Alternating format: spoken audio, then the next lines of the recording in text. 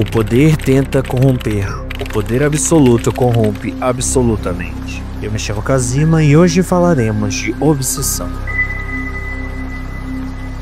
Sabe aquele pensamento que não sai da sua cabeça, tipo uma obsessão que fica martelando, te deixando ansioso e te forçando a fazer coisas repetitivas só para tentar controlar a situação? É como se quanto mais tentássemos evitar algo, mais ela nos perseguisse. A obsessão é isso, é a tentativa de controlar algo que no fundo não dá para controlar. As pessoas obcecadas costumam refletir frases como: eu preciso disso, eu quero mais disso, eu não posso parar até eu conseguir, porque aquele desejo ou pensamento toma conta delas. E é aí que entra o Sid Kageno, de The Eminence Shadow, que nos mostra um pouco disso. O cara é tão obcecado em ser uma figura misteriosa e poderosa que cria a identidade secreta e começa a manipular tudo ao seu redor, mostrando o império nas sombras. Ele vive dizendo: eu preciso ser o maior, não importa o custo. Eu serei a eminência das sombras. Então, inicialmente, vamos a um resumo do anime The Eminence Shadow.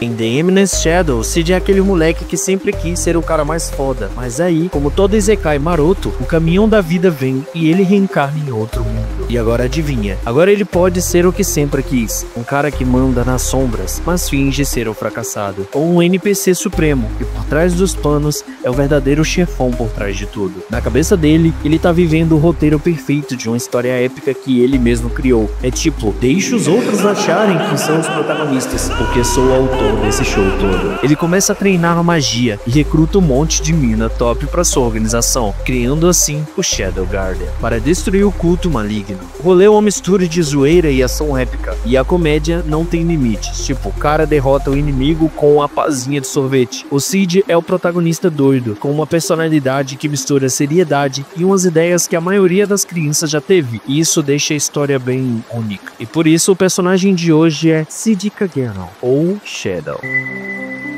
No começo do anime, Sid é um jovem que aparentemente leva uma vida comum, mas ele tem uma obsessão por ser mais do que isso.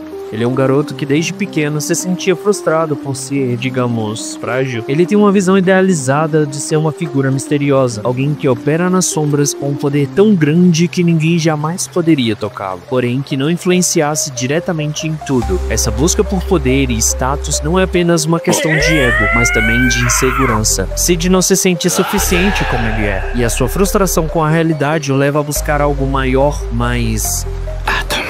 Esse desejo de poder também é um reflexo de sua necessidade de escapar da fragilidade humana. Ele quer ser algo além do que é, porque não se sente confortável com sua humanidade, suas limitações. É como se ele estivesse tentando preencher um vazio com algo que possa lhe dar uma sensação de invencibilidade. Como diz o ditado, quem não tem o que quer, cria o que precisa. Ele não apenas quer ser poderoso, mas deseja controlar os eventos ao seu redor, manipulando as situações e as pessoas de forma tão discreta que ninguém sequer saiba que ele está por trás delas. Ele se torna obcecado por essa ideia de ser uma figura misteriosa e inatingível, alguém além do alcance de qualquer ameaça. Como Sid, ele se sente invisível, impotente, frustrado apenas por ser mais um humano na multidão. Shadow, por outro lado, é uma versão idealizada dele mesmo, uma figura misteriosa e poderosa que pode controlar eventos e pessoas à sua volta sem ser reconhecido. Ao adotar a identidade de Shadow, ele busca escapar da fragilidade, da mediocridade